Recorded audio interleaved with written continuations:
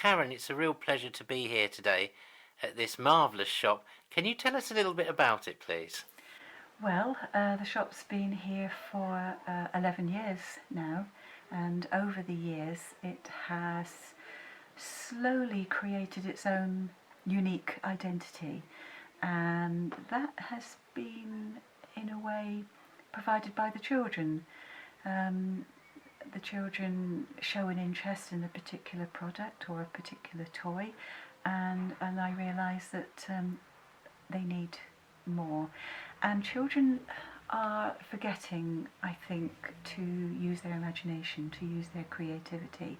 They technology is useful, but I think children are forgetting to learn how to play. And they come here and they see the puppets and the spinning tops and the xylophones, and even the parents are surprised at how for a little while they see their children become children again, and they forget to use their iPad.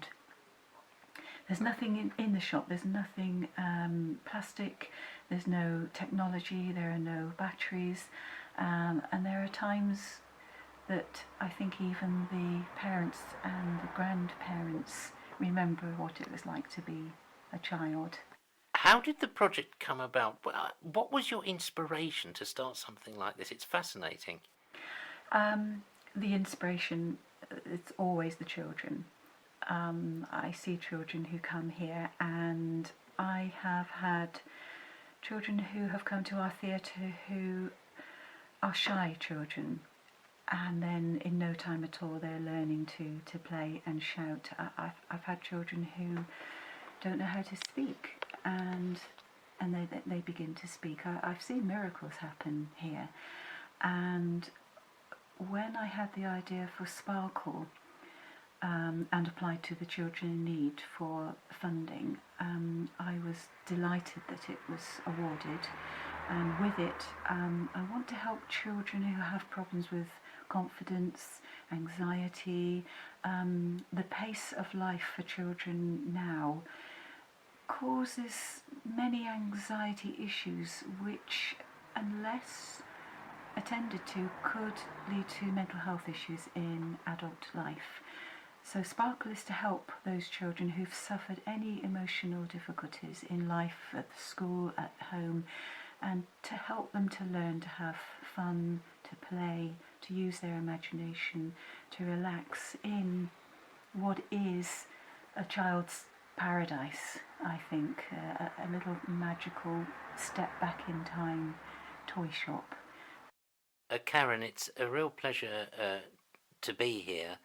Can you tell us where the shop is situated, what brought about its name? The shop is very conveniently situated. It's only 100 yards away from the West Runton railway station, and it's on the bus route. It's only a mile away from Sheringham, 5 minutes walk to the beach, so it's in a beautiful location. It's called Pedlar's Barrow because it is situated on what is called the Pedlar's Way, and the Pedlar's Way is a derivative of the Pedlar's Way, where they used to push their barrows. Pedlar's Barrow. Of course, we now have the puppet school with Pedlar's Barrow, and our latest addition is the Treehouse Theatre incorporated inside the shop, so that children can play with the puppets and make their imagination flourish. When's the best time to visit the shop concerning opening hours? Yes, the shop is open Tuesdays to Saturdays, 10:30 till 5 o'clock. As the busy season progresses, it's very, very good idea to ring before you visit or send me an email, because I don't like children to be disappointed if they've come to play in the theatre. I try to run it as a drop-in session. I try not to run workshops. I try not to take bookings.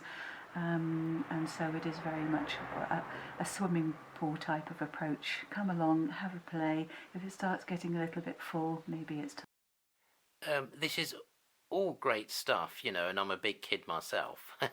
And I've absolutely enjoyed being here. And seeing the puppets and the demonstrations, really good. Where would you like to see the project go? Well, the Sparkle project is a year-long project, and it's for 90 children. And so this is our first year. The BBC funding allows me to take this into the next 2 years, but I also have an opportunity to apply for a much bigger funding opportunity from BBC Children in Need, and if that's the case, then I would like to include more children, more activities, use more resources and equipment. At the moment, for older children, we will be allowing children to create their own puppet films. The funding allows for a laptop, editing equipment and a camera. If I'm able to take this further, then I would like to have more equipment.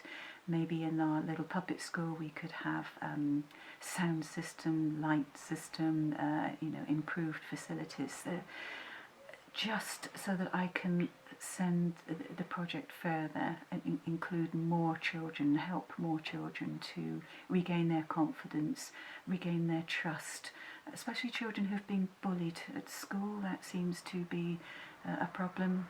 I'd like to help them. Any child. This isn't age specific, this isn't gender specific, it isn't even disability specific. It has helped any children at all who would like to learn to play. Karen, it's been an absolute pleasure, and I wish you all the best in your future endeavours. Thank you, Andreas.